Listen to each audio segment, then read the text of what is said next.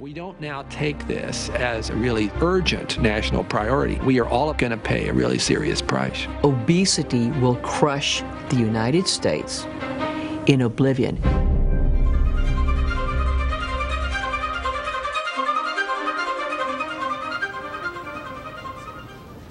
Welcome back to Opinion Journal Live. I'm Dan Henninger. Well, what you were just listening to was a trailer for an HBO documentary that is based on an Institute of Medicine study.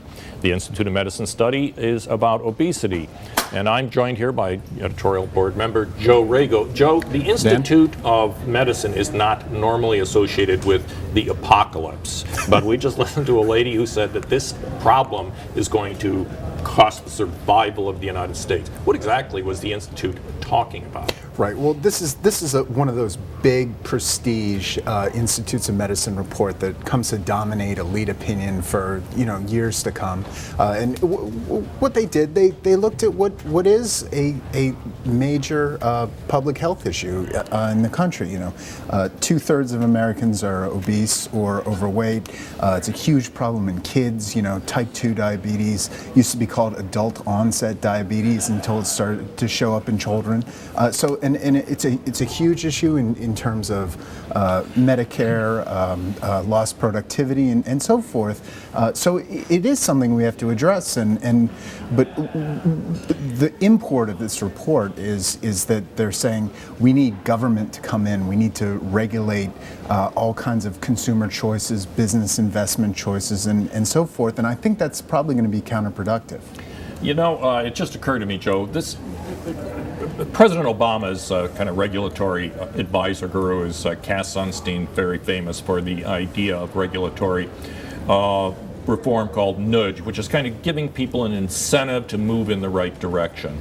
And whatever one may think of the nudge theory of regulation, there isn't much nudging in this. The Institute is basically saying, do the following things. Right. Now, what they say is that America is overrun by what they call obesogenic environmental forces. Obesogenic. Right. Wonderful new word. These are things like marketing that encourage us to be fat, to make unhealthy choices, to be incapable of maintaining a healthy body weight.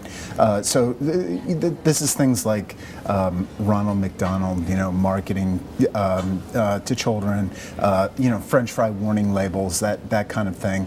But I mean, the truth is that there's no way that government can come in and say, oh well, if only we had this, people would be healthier. It's a much more complex problem. Well, Joe, does the Institute of Medicine study, raise the question of individual responsibility or even intelligence? I mean, if you go home at night and drink a 6-pack of beer every night and have 2 bags of potato chips, you're going to get fat.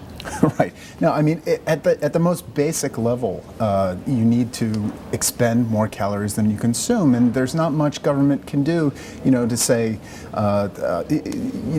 if we want to have a higher tax on alcohol, for instance, is that really going to affect your decision to have the 6-pack? I don't think it will. One of the most interesting things in the middle of it, real interesting debate to me, is the question of agricultural subsidies. They would like to see things like fruit and vegetables subsidized to make them cheaper.